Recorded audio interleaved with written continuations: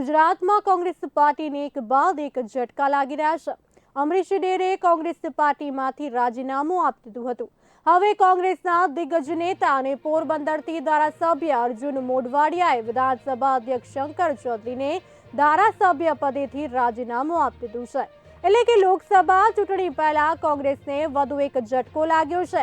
એક તરફ રાહુલ ગાંધીની ભારત જોડો ન્યાય યાત્રા ગુજરાતમાં પહોંચવાની છે, તો બીજી તરફ કોંગ્રેસના એક બાદ એક દિગ્ગજ નેતાઓ પાર્ટી છોડી રહ્યા છે। મારી રાજકીય સફરની દેશનું જે નેતૃત્વ હતું એનો પણ આ લડાઈની અંદર મને સહયોગ મળ્યો।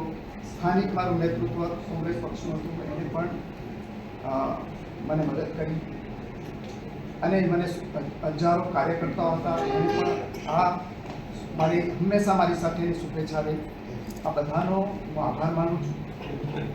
મેં નિર્ણય કરવાની અંદર જે મને વાત આવી ત્યાંથી કે જ્યારે પ્રજાની સાથેનો તાંતણો છે એ જ્યારે જો કોઈ રાજકીય પક્ષ ગુમાવી દે તો એ લાંબો સમય ટકી શકે અને એનજીઓ બની જાય। અહીંયા દેશના લોકોની એક આશા હતી કે રામ મંદિર બંધાય અને કોંગ્રેસ પક્ષે પણ નક્કી કરેલું હતું કે બંધારણની રીતે સુપ્રીમ કોર્ટના ચુકાદો આવ્યા પછી એનો સ્વીકાર એ પ્રમાણે થયું, છતાં પણ પ્રાણ પ્રતિષ્ઠા મહોત્સવનું આમંત્રણ મળ્યું, એ આમંત્રણ ઠુકરાવવામાં એ વખતે મેં મારો અવાજ રજૂ કરેલો હતો કે આ પ્રજાની ભાવનાને આહત પહોંચાડનારી બાબત છે અને આવા રાજકીય નિર્ણયો આપણે નહીં લેવા જોઈએ।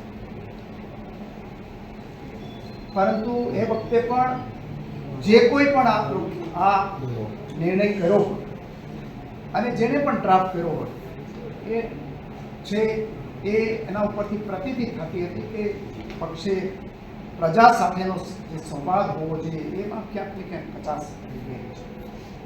ત્યાંથી શરૂઆત કરીને એના પછી પણ આ બધી બાબતો વારંવાર મેં સમજાવવાની અથવા તો મારો સંદેશ પહોંચાડવાની કોશિશ કરી હતી, પણ એમાં મને સફળતા મળી નહોતી। આખરે મેં એનાથી આગળ વધીને આજે રાજીનામું આપ્યું અને